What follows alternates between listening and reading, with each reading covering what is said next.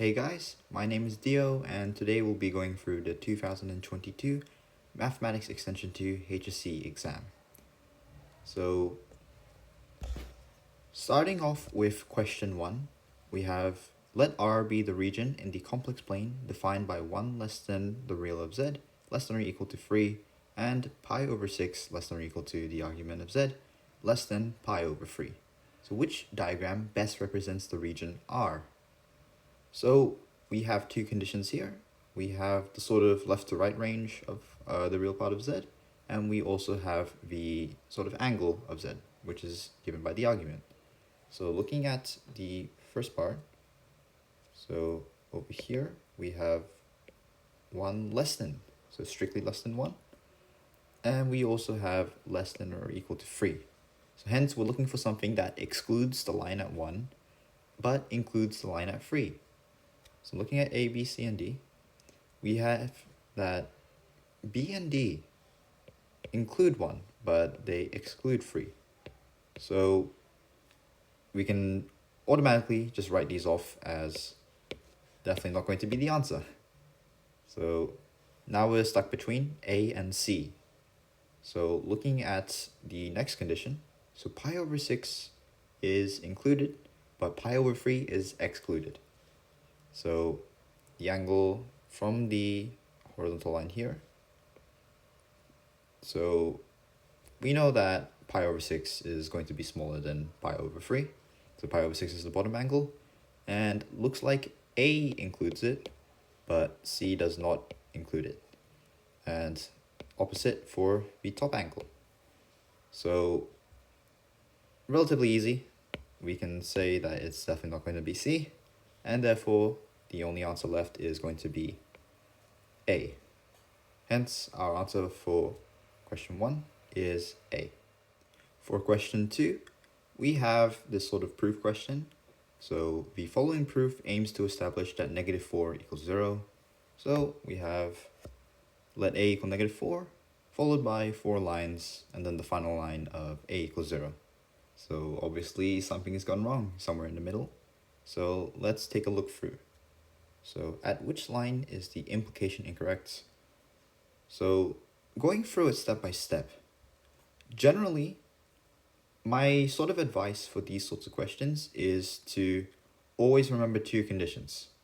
So either divide by 0 or roots. These will generally be the sort of issues that prop up in these types of questions. So hopefully if you skim through it, so a squared equals 16, 4a plus 4 equals -12, nothing quite wrong there. A squared plus 4a plus 4 equals 4, nothing wrong there as well. A plus 2 all squared equals 2 all squared, so far nothing wrong. But from line 3 to line 4, we have a plus 2 equals 2. And how do we get there? It's by getting the square root of it. So it doesn't look like this is a divide by 0 case. But when you have a square root in this sort of equation, you should hopefully remember that when you root both sides, you gotta remember your plus minus, yeah? So you can kind of see in line 4 that a plus 2 is only equal to +2. So looks like they have left out the case where a plus 2 can equal plus or minus 2, in which case the answer would work because, well, it works for the negative case.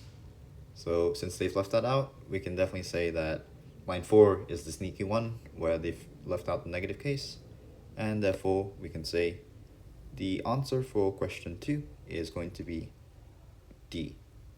So line 4. So again, remember that you always look out for either a random divide by 0 or you look for a square root where they might have left out one of the roots. So for question 3, we have let A, B, P be 3 points in 3-dimensional space with A not equal to B. Consider the following statement. So if P is on the line AB, then there exists a real number lambda such that AP is equal to lambda times AB. So which of the following is the contrapositive of the statement? So this is looks like a vector question at first, but in actuality, it looks like it's going to be a proof question. So always remember, so when you have a contrapositive of a statement, so let's let the statement be P then Q. So if P is our first statement, then Q, the contrapositive is going to be when you flip it around and you negate both sides. So you flip it around and you negate Q, then not P. So we want to find, well, what's our statements P and Q in this question.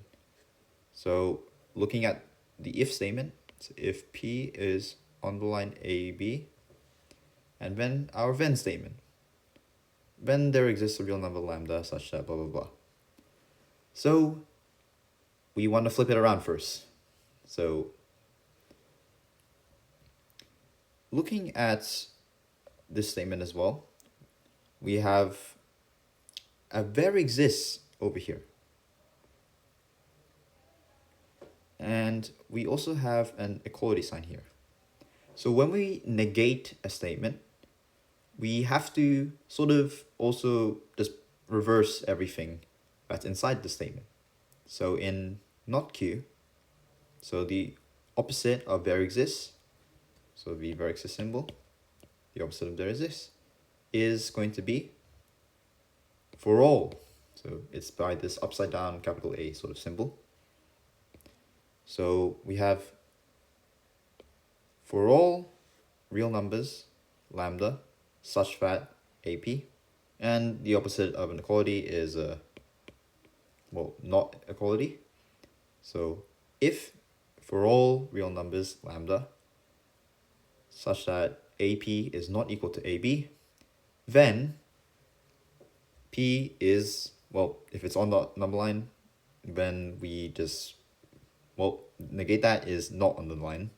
So is not, oh crap, sorry about that, is not on the line AB. So overall, the contrapositive will be for all real numbers lambda, AP is not equal to lambda AB, then P is not on the line AB. So hopefully you guys can see that the only answer with that statement is going to be B. So if for all real numbers lambda, AP is not equal to lambda times AB, then P is not on the line AB. So just brush up on your contrapositives and your negations. And that should be it for this question. For question 4, so of the following expressions, which one need not contain a term involving a logarithm in its antiderivative? So looks like there's a lot of big words here, but don't get tripped up. So which one just doesn't have a log sort of symbol in its integral? So always remember, antiderivative is the opposite of a derivative, which is just an integral.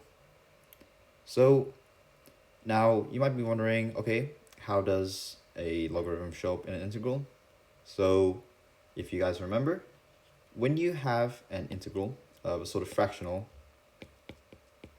we have maybe the bottom and the top, where the bottom is, let's say, some function, and the top is, well, some derivative of the function. And we integrate that. That gives us our ln of absolute of the function on the bottom. Let's see. So anything that just doesn't have this sort of case is going to be our best bet looking at this. So of the following, which one does not need a logarithm? So I want you guys to just kind of directly see that, first off, looking at A and B, we have the bottom is a quadratic, so x squared plus or minus 4x plus or minus 5. And the top is a linear equation with just x plus 2. So just by kind of looking at it, we can probably just see that some sort of, integral with a derivative is going to show up because, well, a quadratic is 1 degree higher than a linear. So just by directly looking at it, we can pretty much just eliminate a and b because, well, it's gonna show up somewhere basically. So the other step that's going to occur is going to be for C and D.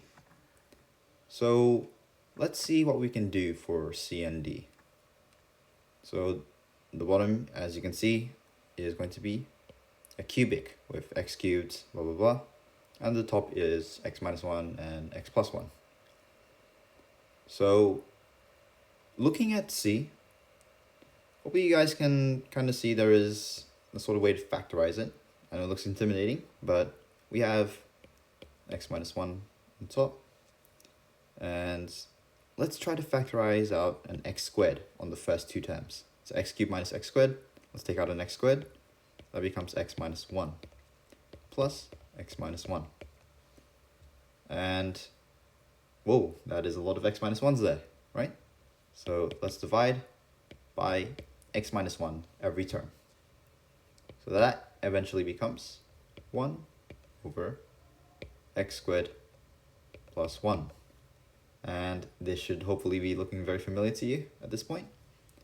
So if we integrate the 1 over x squared plus 1, or 1 plus x squared, either order works, that will just give us our tan inverse of x plus c.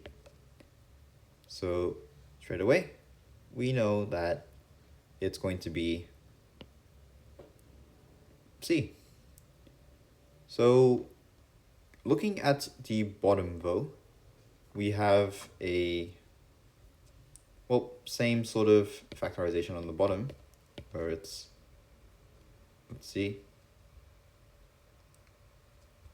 we can do x squared times x minus 1 plus x minus 1, which gives us x plus 1 over x squared plus 1 times x minus 1.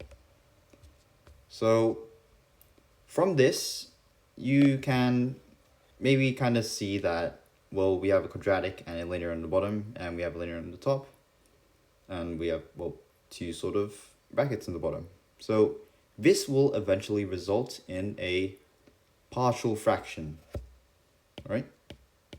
So some kind of result where it's going to be equal to integral of, let's say, something over x minus 1 plus a linear, so let's say bx plus c, over x squared plus 1. And I'm not going to solve it so we don't waste time, but you guys can see that, well, this is going to result in a log showing up somewhere. So both sides will have a log, and therefore this will not be part of our answer. But if you just looked at C was a lot easier to solve, so you wouldn't have to waste your time with D in the exam, hopefully. So, yep, that should be it for question 4. For question 5, we have if the integral of a to x f of t dt is equal to g of x, which of the following is a primitive of f of x g of x? Wow, a lot of vocabulary thrown in this exam, but again, similar to last time, a primitive is just an integral of something. So antiderivative, primitive, they all just mean an integral of something. So this does look very scary at first. So how are you gonna, relate f of x and g of x and stuff? But the clue is going to be on the first section over here. So if the integral blah blah blah of f of t is equal to g of x, well, one thing you can do is if you actually differentiate both sides, so the differential of the left side and the differential of the right side, the left side actually just goes to f of x, and well, the right side is just g dash of x. So this was a little sneaky, but this is how you make things a lot easier to deal with. So we know that f of x is just, well, g dash of x. And, well, now we're trying to find the integral of g of x times g dash of x. So looking at it, and looking at the options, well, first off, we know it's not going to be any of the f of x's, because that's just not going to help us here. And if you remember your chain rule of any sort of function, well, if we differentiate f of x, not f of x, half g of x all squared, so that is just going to be 2 times half g of x times, well, by chain rule, g dash of x. So we have 2 times half of g of x times g dash of x. So that is just going to, again, simplify down to g of x times g dash of x, which is what we had up here. So f of x times g of x is just e of x times g dash of x. So overall, the answer is going to be C. And again, not going to be D, because that'll give us g double dash if you try to differentiate that. And that will be it for question 5. For question 6, so it is known that a particular complex number z is not a real number. So which of the following could be true for this number z? So I'm going to be a little sneaky, and I'm going to actually do things out of order. So in an exam, you don't always have to start from A and go all the way to D. Sometimes you can make your life a little easier and just pick out the easiest options to kind of cancel away. So we have, let's look at D first. That looks like the easiest to me so far. So argument of z all cubed is equal to the argument of z. So we can say, well, if you remember your argument rules, it kind of works the same as log. So argument of z all cubed, so argument of z all cubed is the same as just bringing down the top. So 3 times the argument of z. So that's just saying, so 3 times the argument of z is equal to the argument of z. So if you try to solve this, well, the only situation this works in is if the argument of z is equal to, well, 0. And, well, if a complex number has an argument of 0, it's going to be down on the horizontal, which makes it a real number. So it will not be D. So going at C, so the real part of I times Z is equal to the imaginary part of Z. So what we're going to do is, let's let Z equal to X plus I times Y. So we know that IZ is therefore equal to I times X minus Y. So the real part of I times Z is equal to negative Y, and the imaginary part of Z is just going to be Y. In other words, negative Y equals Y. Again, that only works if Y equals 0, which is imaginary part 0, and, well, that's a real number, so also cannot be C. So looking at A or B, both look pretty, let's say, reasonable, but if we look at, well, if the conjugate of z is equal to the magnitude of z squared, well, straight off, that's just saying that the conjugate of z is equal to some real integer, yeah? So we know that the magnitude of any complex number is just going to be real, so we don't have to do any calculations, we just know it's going to be real.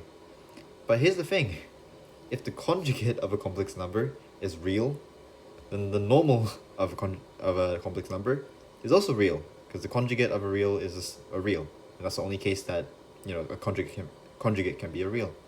Therefore, z is real, and it also cannot be b. So finally, z bar equals I times z. Well, if z equals x plus iy, then z bar equals x minus iy. And I times z is, well, z iz equals I times x minus y. So in other words, that means that negative y equals x and x equals negative y. So seems true, and well, can hold for a complex number.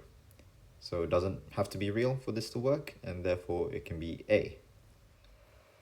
For question 7, we consider the statement P. So P, for all integers n greater than or equal to 1, if n is a prime number, then n times n plus 1 is a prime number. So which of the following is true about the statement and its converse? So looking at the question, well, the converse of a statement, if you guys should hopefully know, so if a statement is, well, I'm not going to use P since they use P for the whole statement. Let's just use A then B. So let's say if A then B, well, the converse is just when you only flip it. So separate from the contrapositive, where the contrapositive is where you flip it and you also negate both sides. So if n is a prime number, then n times n plus 1 over 2 is a prime number. So let's try to first, discredit the first statement. So if n is a prime number, then n times n plus 1 over 2 is a prime number. So let's let n equal 3, so n is a prime number. So then 3 times 3 plus 1 over 2 is 3 times 4, which is 12, over 2, 6. So therefore, immediately we can say that, well, the statement P is definitely wrong. So it's automatically not going to be A, and it's not going to be C. That's either B or D. So now we check the converse. So if n times n plus 1 over 2 is a prime number, then n is a prime number.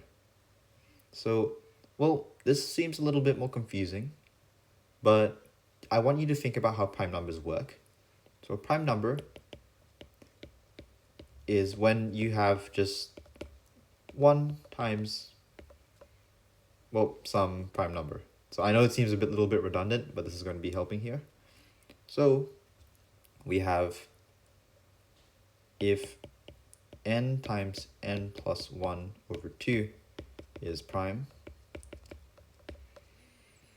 So here are the two cases we can have. So either I'm going to have, let's break it down into this first so you guys can actually see what I'm trying to do here. So either n is equal to 1 or n plus 1 over 2 is equal to 1. Alright? Because we have a number times a number, and well, if it's a prime, then one of them definitely has to be equal to 1. Otherwise, well, it's just not going to be a prime. So if n equals 1, well, that's the case by itself. So in other words, we also have this side, so n plus 1 equals 2, and equals 1 again. So that means that n times n plus 1 over 2 is prime only if n equals 1. But here's the catch. So if n times n plus 1 over 2 is a prime number, then n equals 1. However, we know that n equals 1 is not prime. Because hopefully you remember by a definition that 1 is not a prime number. So therefore, the converse is also a false. So hence, both of them are false, and the answer is going to be B for question 7. For question 8, we have a projectile motion equation. So, as a projectile of mass m kilograms travels through air, it experiences a frictional force. The magnitude of this force is proportional to the square of the speed v of the projectile. The constant of proportionality is the positive number k, and the position of the particle at time t is denoted by xy. So the acceleration due to gravity is g meters per second squared. So based on Newton's law of motions, which equation models the motion of this projectile? So we have a projectile and it's got gravity acting down on it, a force of mg, and it's got some frictional force we don't really know. So as you guys can look at it, so the gravity constant is the same for all of them, and well, if you remember, Newton's law is force equals mass times acceleration. So we have mass times, well, the acceleration of x and y on the right side as well. So the only thing different between all four answers is this middle bit. So this is our sort of frictional force. So we know that the constant of proportionality is a positive number k. And since we have our frictional force going against our projectile, well, we're going to have something which is minus k v blah blah blah. So v or v squared, I'm not too sure yet. But you just need to know that it must have a minus because we have a positive constant and it's going against us. So right away, we know it's not going to be A and it's not going to be C because they have plus. Now, we want to decide between minus kv or kv squared times the velocity. So this one's a little bit of a trick. So we know the magnitude of this force is proportional to the square of the speed v of the projectile. So what a lot of people usually think is, oh, it's got to be d because you got a kv squared. But that's the trick. You got to take the magnitude of the entire force. So magnitude of kv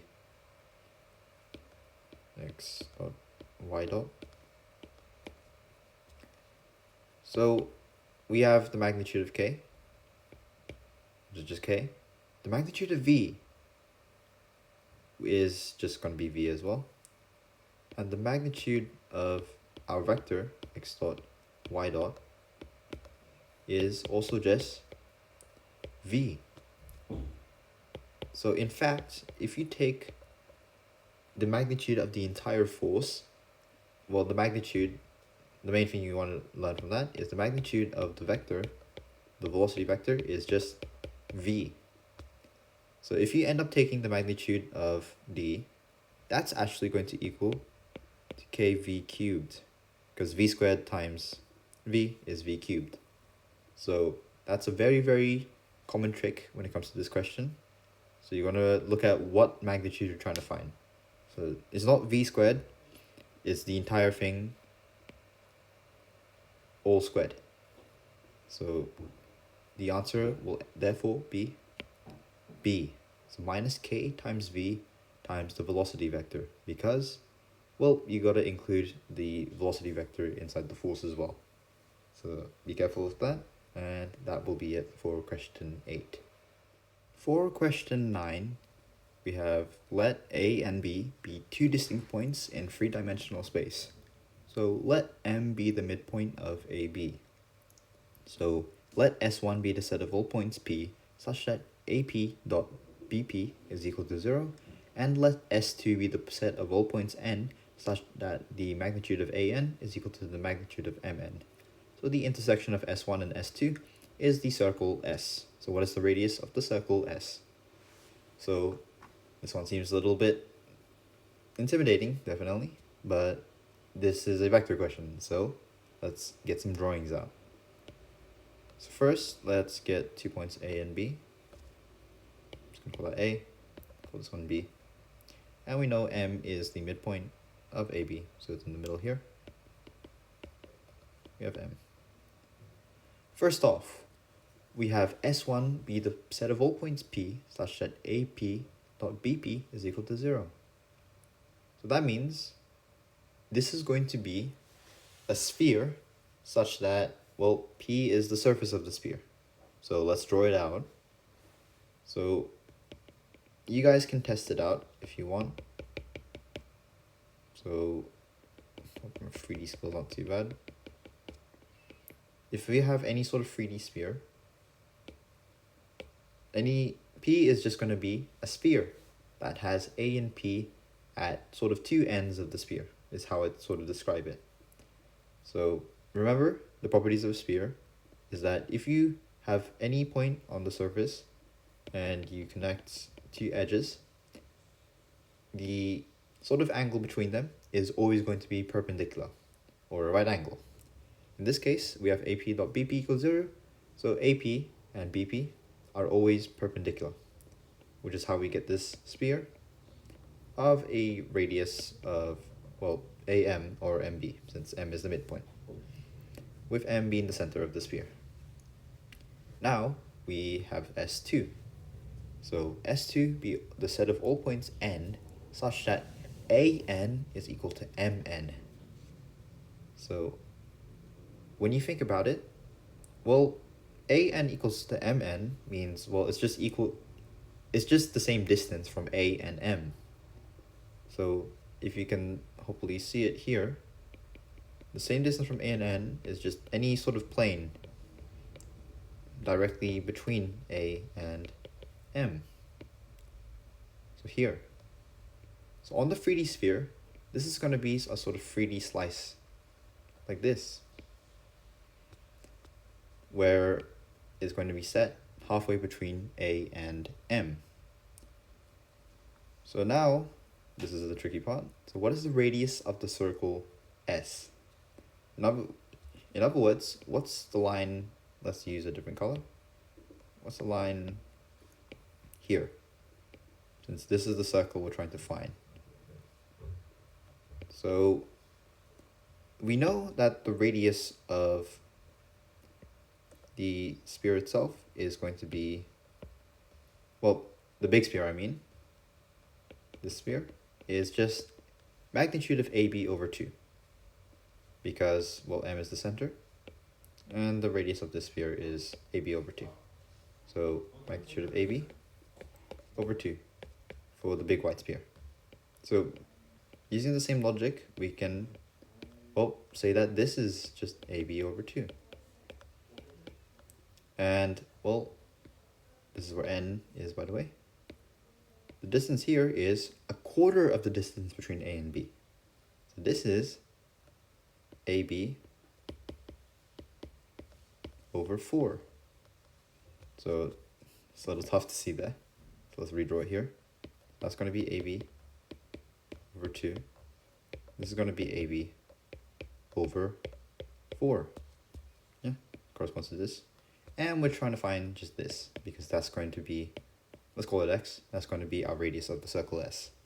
So Pythagoras should hopefully come to mind, because that is just going to be a right angle triangle, because those two are perpendicular. And, well, we have x squared plus UB squared over 16 is equal to AB squared over 4. So rewriting that, squared equals 3AB squared over 16. Finally, x is equal to the square root of 3 over 4. Oh, whoops. Over 4. That is not what I want to do. Over 4 of AB. Just rooting the side. And, well, the answer that corresponds to that is going to be D over here. So again, a very, very sort of visual question. So make sure you're able to think in 3D shapes. Make sure you're familiar with, your dot product, your magnitudes. What do they visually mean? And it's a lot easier to solve questions when you have more of a visual sort of way to kind of answer them. So that will be it for question 9. For question 10, we have a particle is moving vertically in a resistive medium under the influence of gravity. The resistive force is proportional to the velocity of the particle. And the initial speed of the particle is not 0, so it's definitely moving up or down. So which of the following statements about the motion of the particle is always true? So a lot of different cases, a lot of different things to look at. So let's look at, first off, A and B. So if the particle is initially moving downwards. So let's say we have a particle and it's moving downwards. So it's got the power of gravity on its side, but it's got the resistive force going against it. So we know the resistive force is proportional to the velocity of the particle. So here's the thing. If it's got a resistive force greater than the force of gravity, then, like let's say it's a really big resistive force, well then the speed's gonna decrease, yeah? So B could be true. However, if the resistive force is small, like let's say like super tiny, and it's smaller than gravity, then it's gonna accelerate downwards. So the trick here is, well, either of the cases can actually happen, but neither of them are like definitely positively true, which is why you can tell that A and B are not going to be the answers, because, well, they're not always true. So either A and B can occur, but we don't really know for sure until we know like any specific amounts. Now it's either going to be C or D. Now we're looking at the case where the particle is initially moving upwards. So then its speed will eventually approach a terminal speed or will not eventually approach a terminal speed. So this one's just kind of, I know we're in math, but this one is just a little bit of common sense in my opinion. So if it's moving upwards, so let's say it's moving upwards, then it's got gravity going against it and also the resistive force going against it, right? So now here's the thing. So its speed will eventually approach a terminal speed, or the speed will not eventually approach a terminal speed.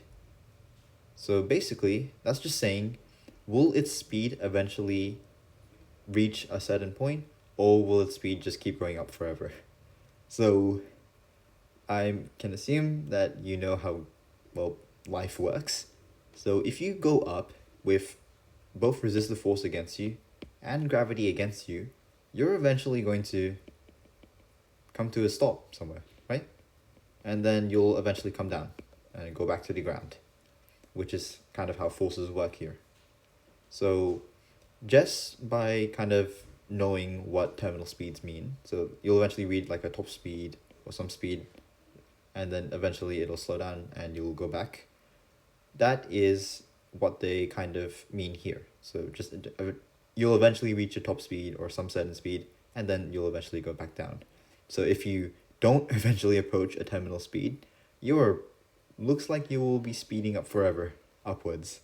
So yeah, that is not quite correct. So it's not going to be D, and therefore the answer is just going to be a C. So a bit more of an intuitive question. I know I didn't really use as much math here because I wouldn't really recommend wasting your time with a lot of math on multiple choice. But that is a more intuitive approach on how to solve question 10.